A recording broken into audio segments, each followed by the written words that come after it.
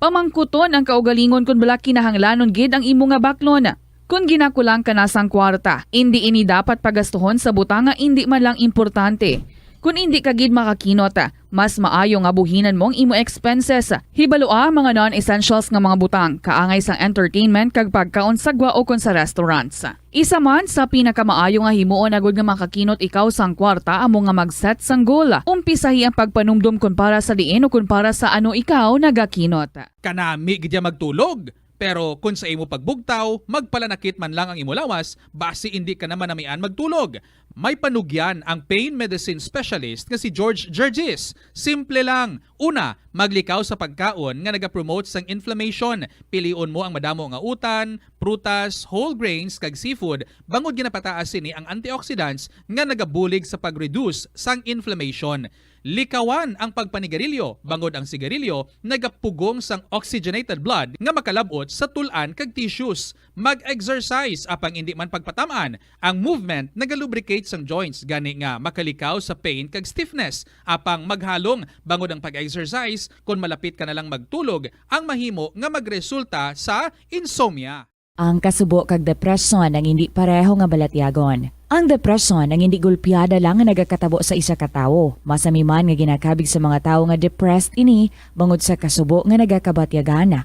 Ang kasubo, temporaryo lang nga nagakabatyagan sang tawo kag masami nagadugay sang pilalang kaadlaw. Samtang, makabig naman nga nag-experience ikaw sang depresyon kung masobre na sa 3 ka bulan nga nagabatyag ikaw sang kasubo. Importante nga mahibaluan ang mga naga-trigger sa nga mga balatyagon, agud nga mahibaluan kung paano ini nga bulngon. Mas maayo man nga magpangayo sang bulig sa mga profesional. Na-eksperyensyahan mo na bala nga maghinulsol bangod sa imo sala nga desisyon? Kon kaisa, bangod sa imo nga kaakig, stress kag disappointment sa kabuhi, nagadesisyon kamo nga wala ninyo ginapalibugan kag ginapadalman. Gani likawi nga maghimo sang desisyon kon ikaw ang akig. Hatagi sang oras ang imo nga kaugalingon, bangod ang imo nga first idea ang hindi mo man kon kaisa makabig nga best idea. Makabulig man nga magpangayo sang perspektibo sa ibang nga tawo, ilabi na kon siya ang nagapangatubang man sang kaangay nga sitwasyon sa ilang nga kabuhi. Kun ang desisyon nga imo ginhimo ang wala nangin madalagon, hindi napagbasulon ang kaugalingon. Ang sesame o kuno nga ang isa ka tanom nga ginapadamo para sa oil sa iyang aliso kag native ini sa tropical areas sa Asia, Africa kag South America. Ining manggaranan sa protein, vitamins, minerals kag antioxidants. Sino kay consultant nutritionist Dr. Rupali Duta, ang sesame seeds ang nagapanabo sang cholesterol bagod nagakontain ini sang phytosterols nga ginapatihan man nga naga-enhance sang immune response kag nagapanabo sang risgo sang pila ka cancer. Ang oil sa sesame seeds ang nagakakasman sang bacteria nga nagatugas sang plaque sa ngipon. Nagabato man ini sa type 2 diabetes. Ang antioxidant sa sesame oil ang nagabuhin man sang amount sang sugar sa imo nga dugo. Sa aroma kag soothing feeling sa pag-inom sang tea, ang rason sang kadamaan nga paborito nga imnon ang tea. Sunod kay Ansley Hill, registered dietitian sa Western Oregon sa Estados Unidos, ang masobra 3-4 katasa nga pag-inom sang tea sa isa ka adlaw ang makadala sang hindi maayong epekto sa lawas. Ang sobra nga pag-inom sang tea ang makapataas sang anxiety, stress kag restlessness. Hindi man manami nga pagtulog, bangod kaangay sang kape, ang tea ang naga-contain man sang caffeine nga nagapugong sa isa ka persona nga makatulog. Apisar sini, ang tea ang isa sa pinakapopular nga ilimnon sa kalibutan, bangod man sa pila sini ka maayo nga health benefits. Apang kinahanglan nga moderate intake lang sa tanan nga ilimnon agod ma-achieve ang healthy living. Siling nila ang pagpanigarilyo nagapaitom sang bibig. Pero hambal mo naman, wala man ako nagapanigarilyo pero nga ay itom gihapon ang lips ko haw. Yari ang sabat sa eksperto. Suno kay Dr. Jean Marquez, isa ka dermatologist, ang dark lips mahimo nga tugas ang maisog nga habon nga ginagamit sa guya. Bangod manipis ang panit sa lip area. Bombo sa mga suki naton dira para sa KLP. Yari na kita. This is Tita Regine. And I welcome you all sa Thursday edition sa Sininga Palatuntunan. This is 6 minutos. Makalipas ang 2:00 sa hapon. Kumusta ka mo dira? Yari na ang program nga makaparelax sa aton sa Sininga hapon Siguro super busy gid ang inyong nga morning. Well, let's hope nga ang inyong nga program makahatagid sa inyo, no? Sang rest for a while, as in kung super tired ang inyong nga lawas, ihigdaan na, ihilay-hilay anay. Drained ang inyong nga mga mata, pwede ka piyong-piyong. Samtang bukas lang ang inyong mga dulungan, bukas ang inyong nga radio sets, ang inyong nga mga gadgets, ang computer ninyo dira, samtang nga nagaupo diri sa aton. Sa nga pala tuntunan, kahapon lamang. Welcome sa inyo tanan, 16th of June. Thursday na kita sa sininga adlaw, kag malapit na lang ang aton nga pag-celebrate sa Father's Day. Nagapasalamat ako sa aton nga mga letter senders nga nagpalabot gid sang ilang nga mga istorya na tuhoy sa ilang nga mga amay. First story naton this afternoon would come from Ging sang 1st District nga nagpadala sa iya nga istorya about her father kag nag-apid siya sa mga very interesting nga mga pictures. So we would be able to see ang iya nga family, especially ang iya nga tatay, ang iya anak, ang iya nga mother, and everyone sa iya nga family. So thank you so much gid sa imo Ging. Ginapasalamatan ko man si Ma'am Jesusa sa City Proper nga nagpalabot na diri isang iya nga contact number. Thank you very much, Gid. And Iloilo at bomboradio.info or isulat and then ipadala care of sa kahapon lamang program DYFM, Bomboradio, Iloilo, Sky City Tower, Mapa Street, Iloilo City.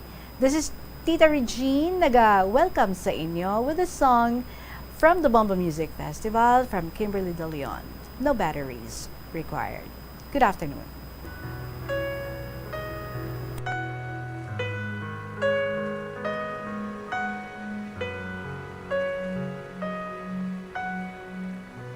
It's in the way that I'm wired. Maybe I'm just built this way. Maybe I'm just built this way. Should have come with a sign.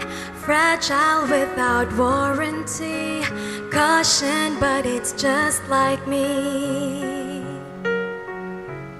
It's my factory defect.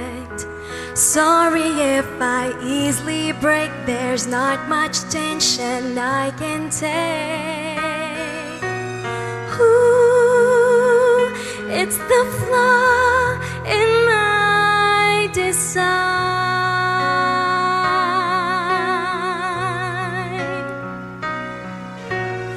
Ooh, it's the circuits in my eyes. It's automatic, it just cries with no batteries required.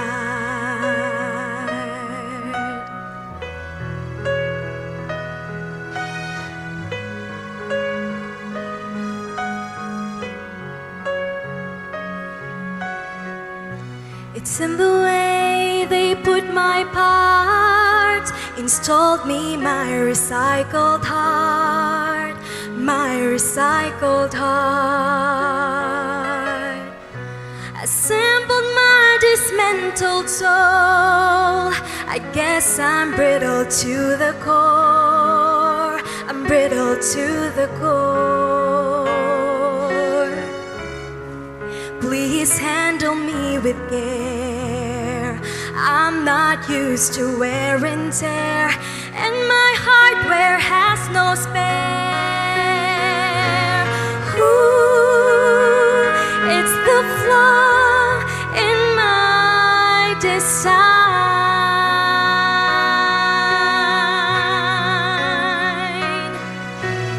Ooh, it's the circuits in my eyes.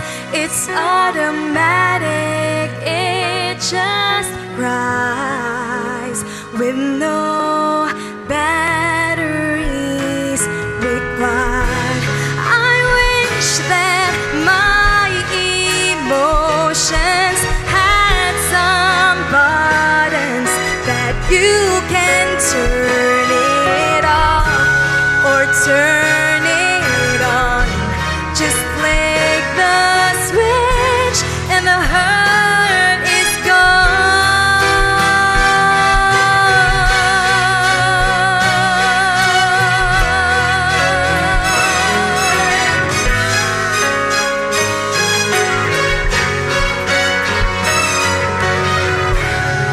by factory defect. Sorry if I easily break, there's not much tension I can take.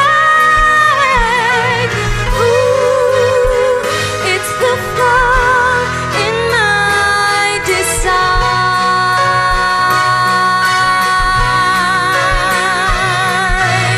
Ooh, it's the circuits in my eyes. It's automatic, it just flies with no batteries required.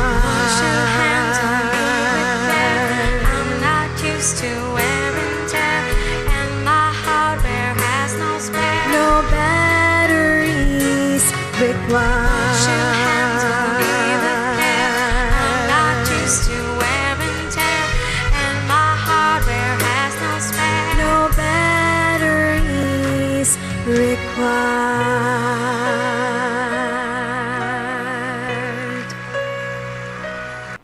No batteries required, meaning something is not wrong. No, there's nothing wrong with the heart. Alright? Kimberly De Leon para sa inyo, mga kabombo, 24 minutos na makalipas ang alas 2. Again, this is Tita Regine and here's our first story with matching pictures. Thank you, Gid. Nagikanini sa kay Ging sang First District. Dear Tita Regine.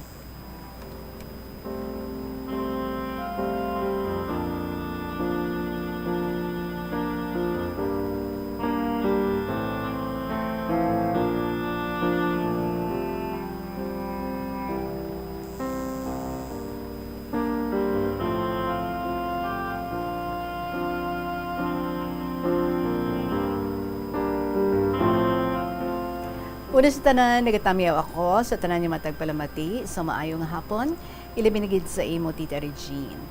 Tawag lang ako sa kay Ging sang First District. Isa man ako sa mga suki mo sa kahanginan, nga permi nagapamati sa imo mga programa kada hapon, upod sang akon nga bana. Nagapamati kami sa imo. Salamat! Madugay na ako gusto man nga mag-share sa imo mga programa, kaso lang, dawala gid ako sang kahigayonan. Tungod wala ako maginhatagan sa tiyempo. So, amo na bala ang kasabihan nga kung gusto, may paraan. Kung ayaw, maraming dahilan. Correct.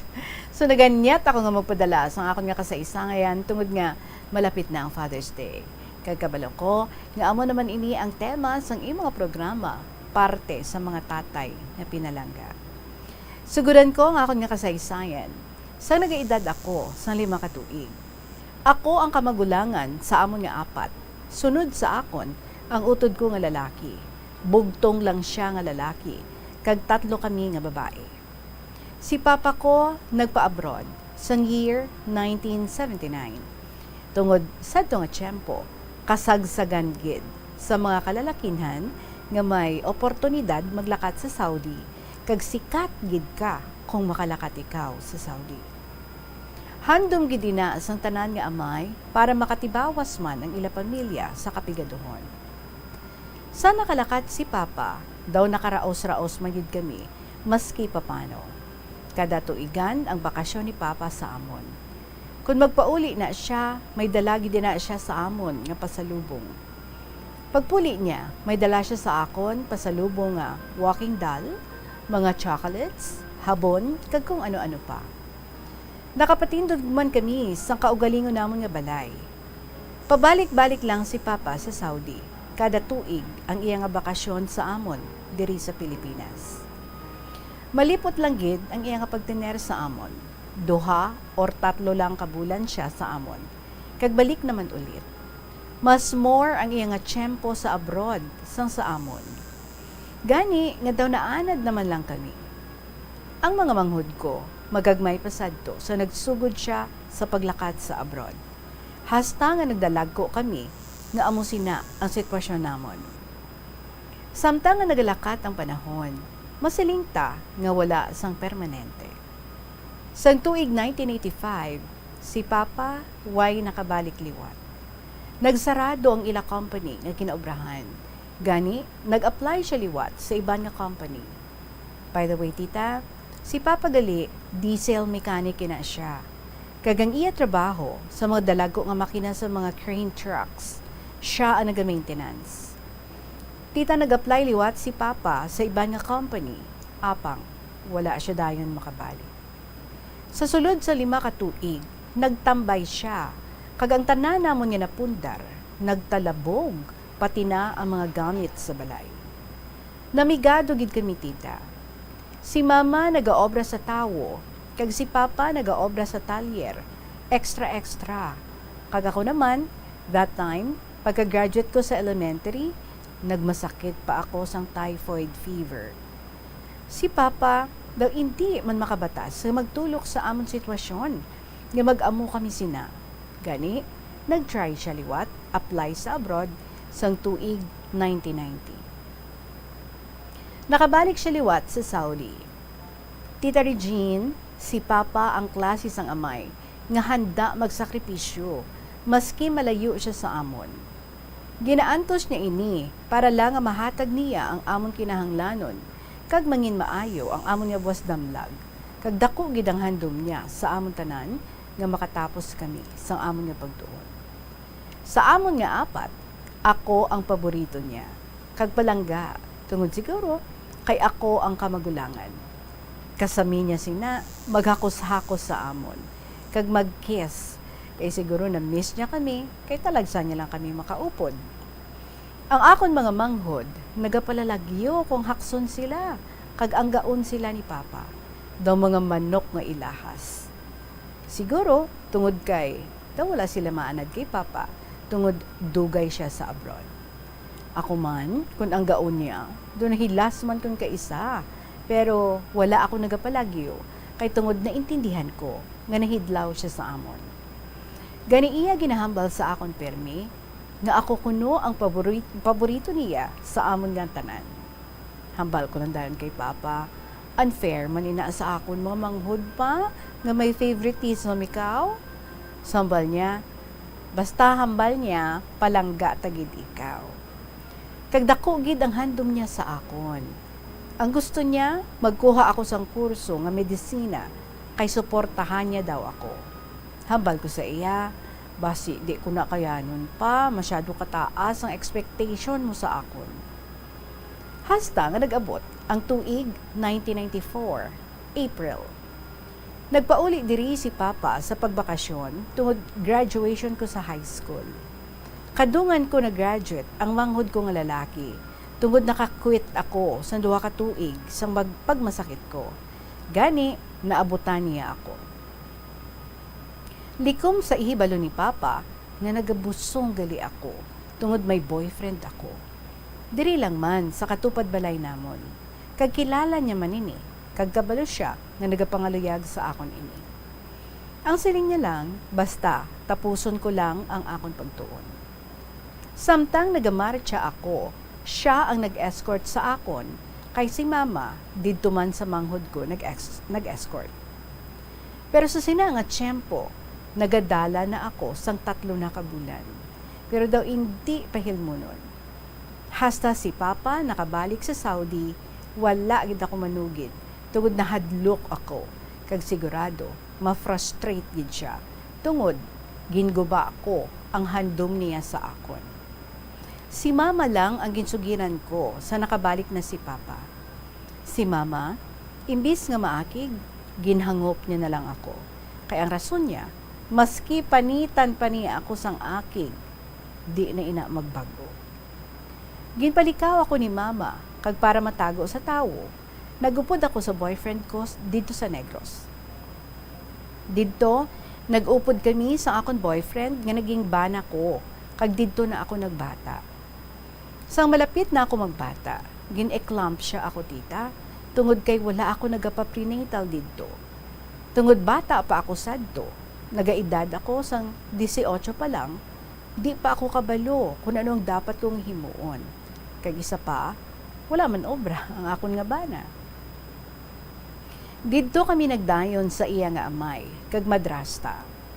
Sa pagkabalo ni Mama sa natabo sa akon, ginkatuan ako ni Mama didto, kag ginpapauli na lang kami balik sa Iloilo.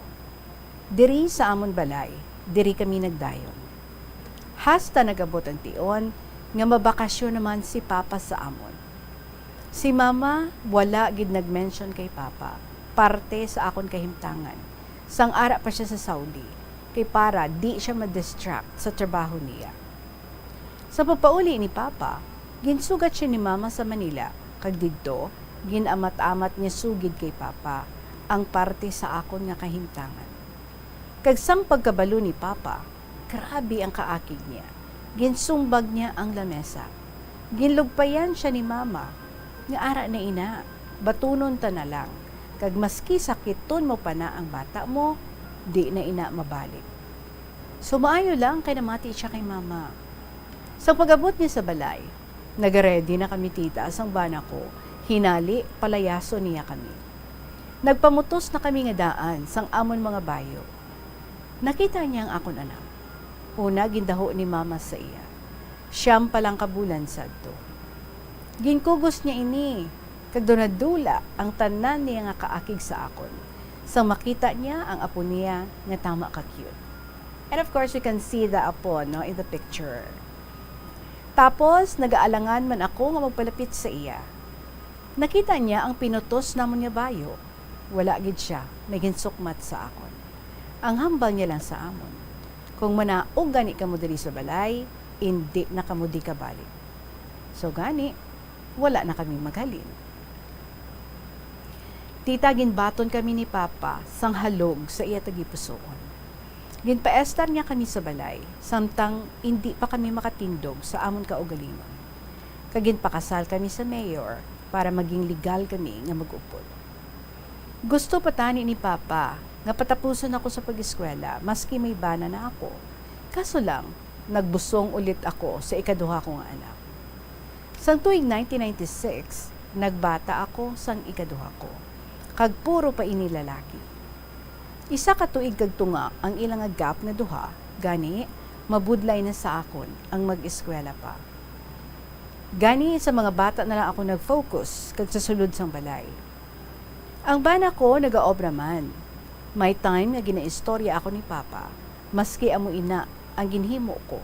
Palangga niya man ako kuno gihapon, kag ako man gihapon ang paborito niya nga anak, maski nga may bana na ako. Amo lang ina, disappointed gid siya sa akon. Ang hambal ko sa iya, may 3 pa ako nga utod pa, sila na lang mabawi sa akon. Tita nga akon mga utod, nakatapos sila tanan sa ilang pagtuon. Ang ikaduha namon, nakatapos ang nautical, kag naging seafarer. Ang ikatatlo, nakatapos ang commerce, kag ang ikaapat, nakatapos ang aircraft maintenance, kag ato na sa iban nga puson. Mga pamilyado na sila tanan. Sang tuig 2006, ang last nga balik ni Papa sa Saudi. Kag pagpuli niya diri, wala na siya kabalik liwat. Kay nagsugod na hina ang lawas niya. Tungod, nagmasakit na ini siya. Amat-amat, nagbagsak ang lawas niya. Gindakop sa diabetes, kag high blood, kag hasta nga nagkakomplikasyon na siya. May ara pagid siya COPD or chronic pulmonary disease tungod pala sigarilyo ina siya halin sa una. Balik-balik kami sa hospital sa iya. Kag sang tuig 2014, ginatake siya, cardiac arrest. Pag-abot namon sa hospital, di na siya nakasurvive. Upod kami ni Mama nagdala sa iya. Daw gusto ko maghibi isang todo, pero daw hindi man ako makahibi. Gani, nagatululo lang ang luha namon. Pareho ni Mama, samtang nagatanaw sa iya. Nabato naman namon, nga hasta dira na lang si Papa, ang akon superhero kag pinalangga nga amay. Nagaedad siya, sang 67 years old, sang nagdula siya tita. Kung isipon, bata pa man tani si Papa kung wala lang balatian. Tita, basi ko nakapoy ka na sa pagbasa sa akong malawig nga sulat. Pasensya na, kay doon na palawigid ang sulat ko. Nagatulong akong mga luha, samtang nagasulat ako sa katapusan nga part sang akong nga letter. Madamong gid nga salamat sa imo. God bless you and more power sa imong mga program.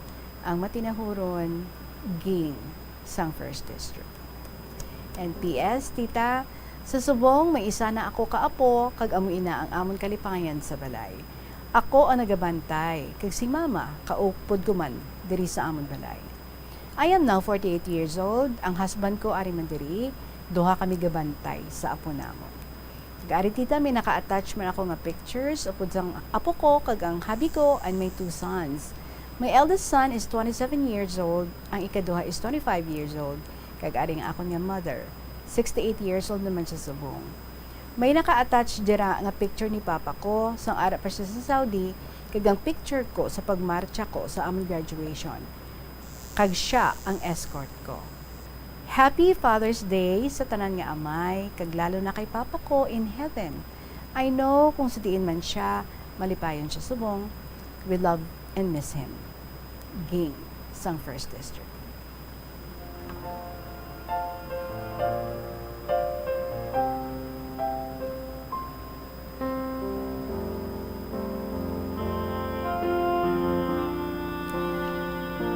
Very young to be a lola. Thank you so much, Gidging, sa imaging share diri about your father. 2 things nga nakita natin diri. First, ang pagpalangga sang ginikanan, no? Unconditional. Well, maakig man sa una because nga na disappoint, na frustrate, but in the long run, batunon sa gihapon, patawaron sa gihapon. Much more nga may extra pa, no? Like kung baga, paano hindi mag-melt ang imong heart sa isa ka innocent child nga super cute katama. Thanks to your apo, madasig nga nag-meltdown ang heart sang imong father, kag wala na damo gamo, wala na buy-anay sang bisan ano nga masakit nga mga tinaga, ginbaton ka mo. Grabe pang hambal niya, no? Kung maghalin ka mo diri, hindi na ka mo pwede makabalik diri. Which means, no? Short of saying, diri na lang ka mo. Tio, cute-cute sang apo, di ba la? Very young ka pa ha, nga nagka-apo. You're only 48 now, pero may apo ka na, and I'm sure super enjoy ikaw, no? Kaupod sang imong nga husband. Ay, that is because 18 ka pa lang gali, kag kapamilya ka naman, no? Busong ikaw, and so that's why nga though early ka man, nga nakapangapo. Well, your mother is still with you, kag kanani, because you are still together, no? As one family, of course, minus na sa imong mga father, but I am sure your father is still very proud of you, and ang iyang pagpalangga sa imo, wala gid na nabuhinan. Maybe there was a time nga na-disappoint for a while, but nevertheless, ang love para sa imo is still there. Sa inyo man, tanan nga mga anak niya, alalangay na pagpalangga. And sadly, unfortunately, young pa siya, no? Kag nadula siya sa inyo. But you're right, wherever he is, you are sure nga happy siya. And he's smiling down at you, looking at you, nga happy ka man subong sa imong mga family, kag sa mga nalabutan sa imong mga kauturan. So thank you very much, Gid, sa imong ging, sa gin-share mo diri about your father. Salamat, ging, sang 1st District. 41 minutos makalipas ang takna ng alas 2 sa hapon, magabalik ang KLP with Tita Regine. Pagkatapos lang, Gid, sa pila kami importante ng mga pahibalo. Kanami gidya magtulog. Pero kung sa imo pagbugtaw, magpalanakit man lang ang imo lawas, base hindi ka naman namian magtulog. May panugyan ang pain medicine specialist nga si George Gergis. Simple lang. Una, maglikaw sa pagkaon nga nagapromote sang inflammation. Pilion mo ang madamo nga utan, prutas, whole grains kag seafood, bangod ginapataas sini ang antioxidants nga nagabulig sa pag-reduce sang inflammation. Likawan ang pagpanigarilyo, bangod ang sigarilyo nagapugong sang oxygenated blood nga makalabot sa tulan kag tissues. Mag-exercise apang hindi man pagpatamaan. Ang movement nagalubricate sang joints gani nga makalikaw sa pain kag stiffness. Apang maghalong bangod ang pag-exercise kung malapit ka na lang magtulog ang mahimo nga magresulta sa insomnia. Kauntasan, La Paz Batchoy. Ang Iloilo ang kilala bilang home of La Paz Batchoy. Mahimo kagid nga maglibot sa Iloilo, mag-food trip, kag ikaw mismo ang maghusgar kung ano ka namit ang La Paz Batchoy. Pwede mo gid ma-enjoy ang La Paz Batchoy nga may pandesal kag puto. Butangi man sang gamay nga paminta kag patis ang sabaw. I-mix sang maayo. Kag Enjoy! Kung kulang pa kag wala pa nabusog, pwede gid nga magpadugang sang sabaw. Molo Plaza ang central landmark sang Molo, isa sa 7 ka mga distrito sa syudad sang Iloilo. Diri mo makita ang madamo nga mga iconic tourist spots sang syudad, lakip na ang Molo Church kag Molo Mansion. Ang nasamit nga distrito ang birthplace sang Pansit Molo, popular nga Filipino wonton soup dish. Kilala man ang Molo Church ako ng St. Anne Parish Church bilang feminist church, bangod sa duwa ka mga raya sang 16 ka mga female saints nga nakalinya sa tagsa kakilid sang altar. Sang tuig 1886, ginbisita ni Dr. Jose Rizal ang Molo Church bangod sa biblical painting sini kag nagserbe pa nga evacuation center sang World War II. Ang nasamit nga simbahan ang gindeklarar nga national landmark sang National Historical Institute sang 1992. Tanan kita mayara sang mabulig agud pakibatuan ang climate change. Importante nga kahiwatan dira sa Plazuela de Iloilo sa subong nga semana until June 18, 2022. Sabado, June 18, the Metro 40 Band amo mag-entertain sa aton with their carefully selected pop songs sa 2 ka oras nga musical event. Sa concert at the plaza, magasugod din alas 6 sa gabi. So dito kita ha. Kag sa sini nga event, napulo ka mga concert at the plaza man ang igay raffle to all the patrons. Pagka-Domingo nga adlaw, June 19, bukas ang pertahan sa Latolda sa mag-attend sa regular Sunday Mass sa Latolda. Umpisa las 11 sa aga. Pangamuyuan ta ang aton bago na eleher nga presidente kag vice-presidente nga giyahan sila as they navigate our country sining mabudlay nga tion kag bag-o nga mga pagpanghangkat. Also on June 19 Sunday, maga-celebrate kita sa Father's Day dira sa Plazuela de Iloilo while naga-enjoy sang carefully selected rock songs sang The Binhi Band. Sa 2 ka oras ini nga rock extravaganza sa concert at the plaza, umpisa alas 6 sa gabi. Plazuela de Iloilo, together with you as the world exits the COVID-19 era and in building a better and a peaceful world. Kag nagapakita ka sa imo pwede nga mapwestuhan sa imong negosyo, the green tents ang sabat. Sa mga negosyo nga apektado sa pagtaas ng kasos ng COVID-19, ang Plazuela de Iloilo nagatanyag sa inyo sa the green tents. May 9 ka tents nga may kasangkaron 3 by 3 meters nga sampat gid sa inyong negosyo. Ini nga mga green tents ang nahamtang malapit sa Plaza Mayor sa Plazuela de Iloilo. Ini nga mga green tents ang perfect place gid sa imong negosyo bangod sa open air setting sini para nga malikawan ang paglapta sang COVID-19. For inquiries, palig mag-contact kay Feby o kay Michelle sa telephone numbers 0906-106-5060 o kon sa 0936-489-2172. Plazuela de Iloilo, together with you as the world exits the COVID-19 era and in building a better and a peaceful world. 15 minutos bago magabot ang takna ng alas 3 sa hapon, we are ready to give you the story of Orchid's lover sa 3rd District. Dear Tita Regine,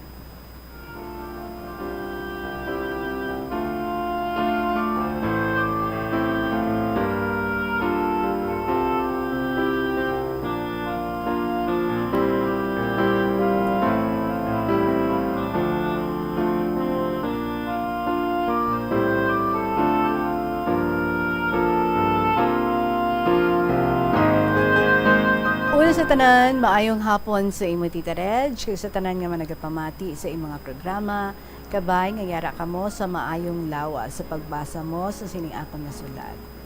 Tawag lang ako kay Orchid's Lover sa 3rd District. Sugdan ko akong sulat, sang bago pa lang ako graduate sa high school, Tita Reg. Fresh graduate ako sa do, sa nagupod ako sa magulang ko pa Manila, tungod sa kapigaduhon, kag hindi naman ako makapadayon sa college. Bakasyon gid sadto sa magulang ko tita, kay gaobra ni siya sa Manila, gapangamo lang. Adlaw gid sadto nga malakat na kami, sang wala pa kami kahalin sa balay. Kita ko gid, nga gatululo na ang luha sa nanay ko. Kay balan mo tita, bag-o lang ako mabulag sa nanay kag tatay ko. Dayon ko lang hug and kiss sa iya, kag magsakay sa jeep. Gindulong kami ni tatay sa pier, kay damo kami dala. Pagabot namon tita sa pier, hulat pa namon ang barko, kay wala pa kadungka sa pantalan. Batian ko gid hambal sang tatay ko sa magulang ko. Ikaw na bahala sang manghud mo. Hindi gid siya pagpabay. Sang ara na ang barko, masakay na kami kuntani. Pero pagbalikid ko tita, kita ko gapamahid si tatay sang luha niya. Naghag ako, kag dayon hambal. Hindi ka na maghibi tay, kay para makabulig ako sa inyo. Mangita ako obra, kag magpadala ako sa inyo ni nanay. Nagsaka na kami sa barko. Sang dito na kami tita, makita ko ang tatay ko, wala gid maghalin sa ginatindugan niya. Sang naglakat na ang barko, dayon ka lang kaway sang kamot ko, bisan gatulo na luha ko tita. Nasubuan gid ako nga mahilayo sa tatay ko. Pero hambal ko sa kaugalingon ko, kaya ko niya, kaya gani sang iban, ako pa. Masubo nga excited ako tita, kay makita ko na ang ginatawag nga Manila, kay damo gahambal nga nami ang Manila.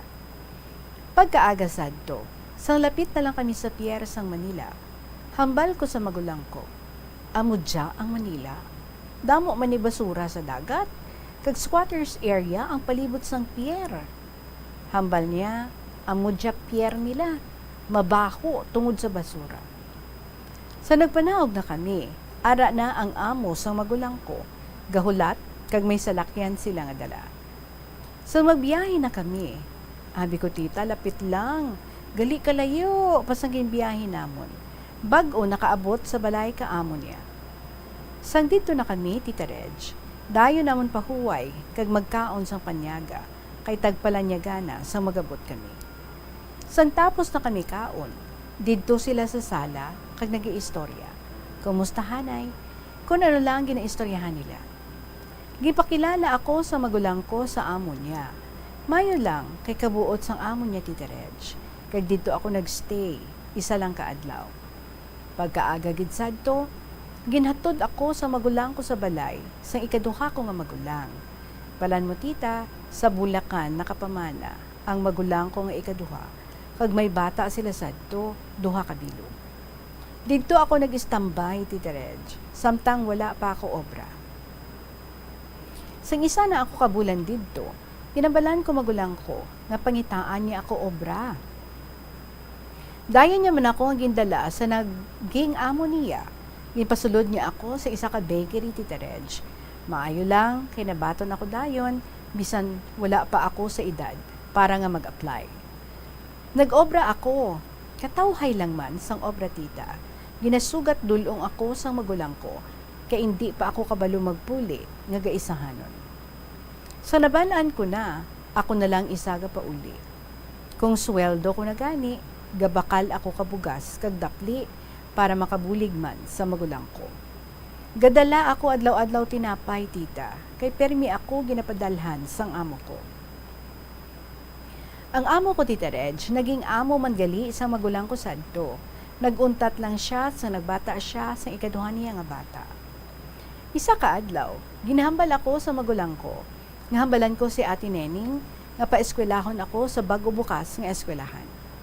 Dayon ko man tawag kay Ate Nening. Ginahambal ko sa iya ang ginhampal ni Ate Inday sa ako. Dayon niya hambal sa ako. Kung gusto ko mag-eskwela, tiyambal ko, oo may eskwela ako. Hambal niya, sige, para bisan isa sa aton, may makatapos sa college. I-process mo ang requirements kag pa-enroll ka dayon. Tita Reg, nag-resign ako sa ginobrahan ko, kay hambal ko, maeskwela ako. Sa nag-inquire kami tita, may entrance exam, kag may scholarship sila kung makapasa ka sa exam nila. Nagpa-enroll ako tita, kag nagkuha exam.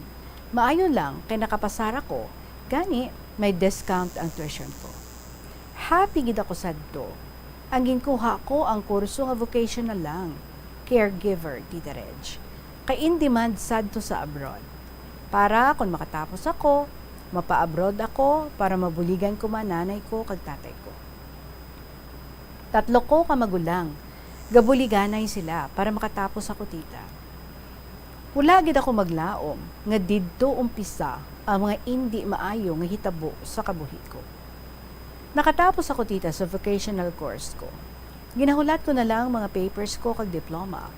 Sa dugay na nga hinulat sa mga papers ko, Natingala ako, Tita Reg. Dugay na. Wala pa gihapon. Nakibot gid ako sa nagtawag ang isa ko nga classmate. Balaan mo, tita, siyam lang kami. Ang first batch, puro kami babae. Sa nagkitaay kami, dito namon nabalaan nga hindi accredited sang TESDA ang school namon, Tita Reg. Nga mangindulaan ang tanan nga gingastos namon sa pag-eskwela. Sang pagkabati ko, tita, do tinakloban ako sang langit. Naisip ko, paano ko isugid sa magulang ko ang natabo? Balang mo, tita, nag-apply ang classmate ko sa Japan, pero wala na dayon, kaya may conflict sa papers niya. So, nag-graduate kami, tita. On process pa lang sadto ang TESDA accreditation sa school namon. Gani nag-graduate lang kami nga wala license ang school. So, wala pulos man ng amang nga papers. Bisan ka budlay batunon, tita. Ginbaton ko na lang. Hambal ko sa kaugalingon ko, kaya ko niya. Pagsubok lang ni, nga ginhatag sang Ginoo sa ako. Pero tita, ang classmate ko nga dako na nagasto sa pag-apply niya, nangita gid paagi para makabalik or para mabalik sang school namon ang tanan nga nagastos namon. Halin sang pag-enroll, pag-OJT, until end of school namon. Nagkadto sila sa isa ka estasyon sang television dito sa Manila. Maayo lang kay ginbuligan kami. So isa sa duka adlaw, nag-set ang crew sang isa ka program sa among nga TV station para makakadto sa school nga wala gid kabalo ang management nga ginavideohan sila sang sikreto. Nagpakuno-kuno ang crew, Tita Reg, nga tito sang classmate ko para makakuha pruweba kung tuod nga wala pa license ang school sa nag-graduate kami. Baw, sa gipatawag kami nga first batch, tita, sa opisina sang TESDA. Dito mismo, grabe sa tukol ba namon, kay basi mapierde kami. Tihambal sang crew, hindi ka mong pakulba, kay pwede gid natin ipa-close ang school nyo. Kag baskog ang ebidensya naton laban sa ila. Kag hindi namon kamo pagpabayan. Baw, do nagtawhay isip namon sadto, tita. So nag-atubangay na kami sa heads ng school, mga teachers. Tanan nga empleyado sang school, tita. Baw, grabe gid sadto hinibi kag kulba namon. Kay may camera nga live, Tita Reg. Gin-interview kami isa-isa kung ano gusto namon nga matabo. Tiyambal sang classmate ko, hindi man lang namon mapuslan papers namon kag diploma. So ibalik nyo na lang ang tanan nga ginagastos namon halin start to end sa school year namon. Kagtungod kami ang agrabyado, kami, tita, ang ginpanigan sang TESDA. Balang, tita, ang school corporation gali, 3 ang tag-iya. Gani, nagulat kami sang pila ka adlaw, kag nag-atubangay kami liwat sa TESDA. Kag didto, naghambal ang head sang school namon, nga okay, ibalik na lang ang gingasto namon, halin start to end. So, grabe gid sadto ang kalipay namon, tita. Doon na makatulog man kami sadto, tita. Salamat na lang kay wala kami gipabayan sang crew, ginasugat kami kag hatod para safety kami nga makapauli. Sa ginpatawag kami liwat sa school na, Tita Reg, para kuhaon na ang cheque. Dito kami naman ginkulbaan, basi bala, magka-problema naman. Sa makuha na namon ang cheque, Tita Reg, dayo namon kadto sa bangko para ipa-cash, ipa-in-cash. Baw, tita, hindi mabaton sang bangko, tungod isa lang ang pirma. Dapat 2 o 3 gid kay corporation, 3 ang tag-iya. Baw, hambal namon. Ano naman ni?